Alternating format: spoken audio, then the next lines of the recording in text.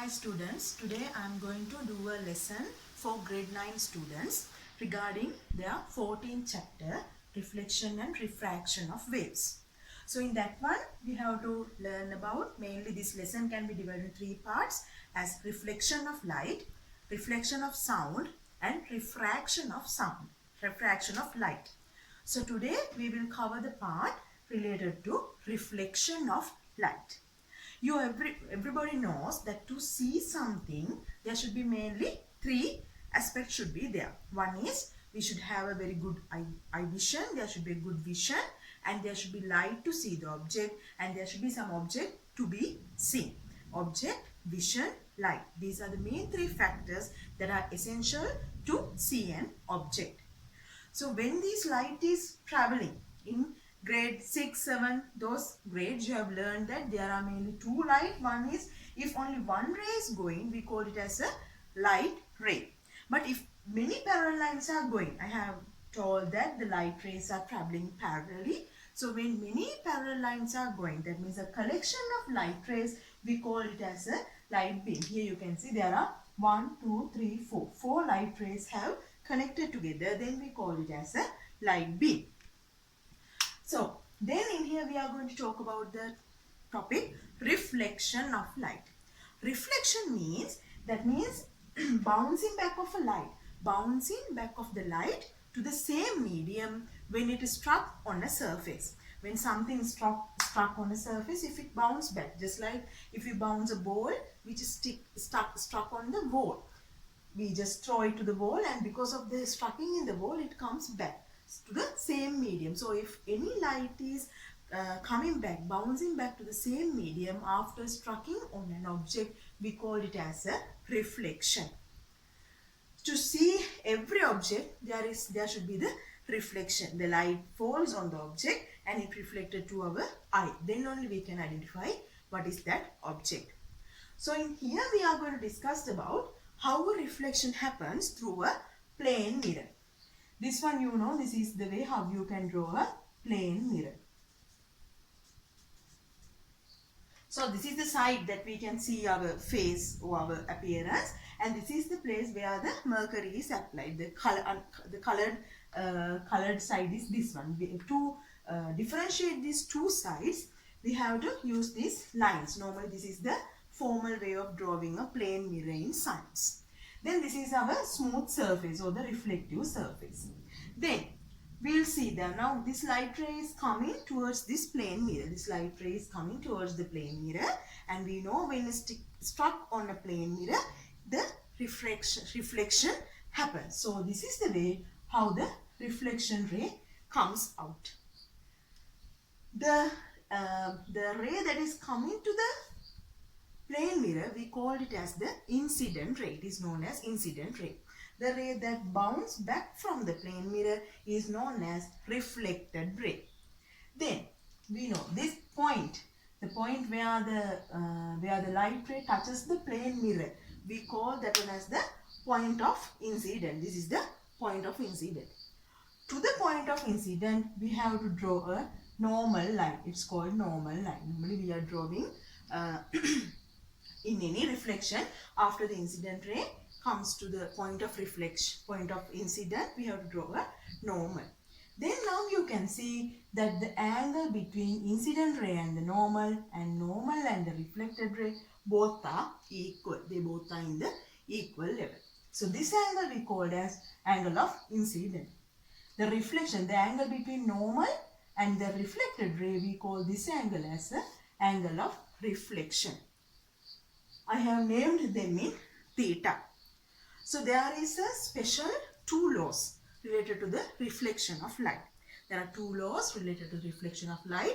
First one is the incident ray, reflected ray and the normal line, they lies on the same plane. That means there shouldn't be any 2D or 3D planes, only in the same plane that incident ray is happening and reflection ray is happening, and the normal line, this is the imaginary line that is drawn by us. There is no any true line like this. This is the imaginary line. These three rays lie on a same plane. That is the first law of reflection. Second law of reflection is angle of incident is always equal to angle of reflection. That is why I have drawn this one as theta and this one also as theta. So angle of incident should equal to angle of reflection. That is the second law. When we talk about the reflection, always a same reflection is not happening from each and every object. It depends on the smoothness of this object. Now you can see here is a very smooth object and here is some scrubbed object, that means a rough object, rough surface is here. So if the light rays fall on a smooth surface, these parallel lines reflect in parallel way. Same as how they are falling, they are reflecting in a parallel way. This type of reflection we call as regular reflection. This is a regular reflection. But this regular reflection is happening only in the smooth surfaces. That means just like plane mirrors, a light ray reflecting from a plane mirror, a laser beam reflecting from a plane mirror, those examples. And in here, diffuse reflection. This is the most common happening thing in each and every object in the environment. If the surface is rough, you can see the incident rays are coming parallelly, but they are reflected in different angles, not in the same angle. They are reflecting in the different angles.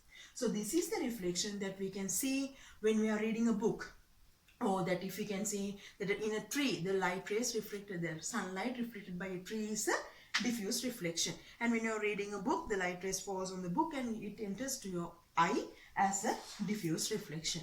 So you have to remember that there are two parts of reflection as regular reflection and diffuse reflection. Now we will see how a reflection happens in a plane mirror, just like this. I am going to tell you the features of the images formed by a plane mirror. Now you know I told you this symbol is used to draw a plane mirror. So this is the area you have to stand up. If you stand up here, you can see your image in the other side. So I have drawn the object like this. Yeah, I can arrow, and this is the distance between mirror and the object. I have named it as object distance. And I have used two light rays. You can use either any number of light rays to draw the image of this one. If any incident ray is going to here, then you have to draw the normal. Draw normal at the point of incident. Then you can measure this angle. What is this angle? Then you have to take a protector and take that angle here. Measure that. If this one is about 30 degrees, then you have to take a protector and measure 30 degrees here. After drawing that one, mark that line and then draw a straight line. Then this is the angle. This is the reflected ray. This is the angle of reflection. Then you have to extend this reflection ray. Reflected ray should be extended. Now we have find the top point of the object. Now we are going to find where is the bottom of the object. Then again you can draw. Not either here, you can draw to this place or any place, whatever you want. Then I have drawn this one here. Then I have drawn the normal. Then I have measured this angle. After that, take that angle, keep the protector and draw this line. Then you can extend that one. And then you can get the top and the bottom of the object. Okay, now this one is the image. The other thing you have to remember is, when you are drawing light rays or anything in front of the mirror, you can use these straight lines. But if you are drawing anything in the behind of the mirror, you have to always use the dotted line. Always you must use dotted line. Then, now we will see what are the features of the images formed by a plane mirror. Now when you stand up in front of a mirror, you can see yourself in front of the mirror. So you are not going to be short or too long or too fat or nothing changes. Same as you can be seen in the mirror. Likewise, the object is similar to the image. Object should be similar to the image. Object height is equal to image height. And this object distance, this distance is equal to the image distance.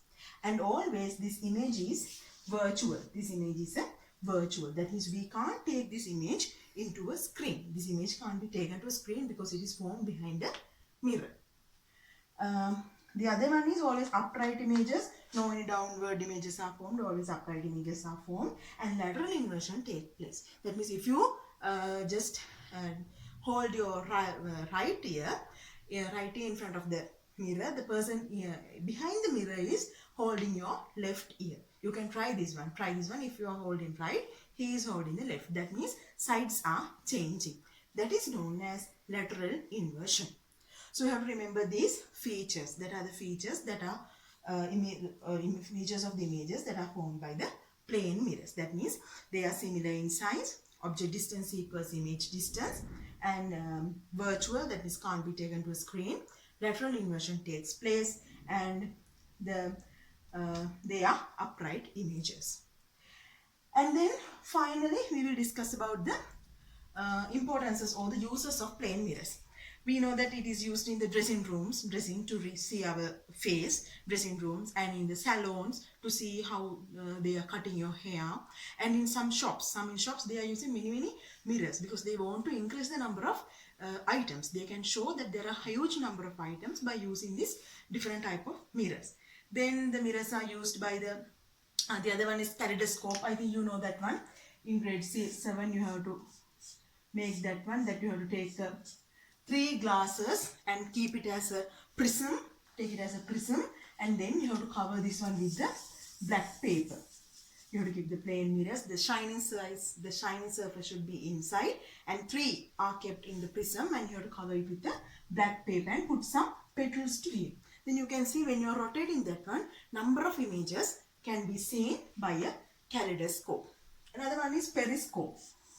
I think this one also you can remember. These things you have done in your small classes. This is used in the submarines and in the military, in a bunker. If you are in the underground of the bunker, you can put a periscope to here. And then you can see what is happening in these places. Because that light rays comes to here, reflect, and enter our eye. From here you can see what is happening in the other place. Okay. So these are the main functions that can be gained by the plane mirrors. So you have to remember what are the laws of reflection, and how a reflection is, what are the 2 types of reflection, and how a reflection is happening through a plane mirror, and what are the features of the images formed by plane mirrors. So through the next video, I am going to discuss about the reflection of sound. So we'll meet with the next video. Thank you very much.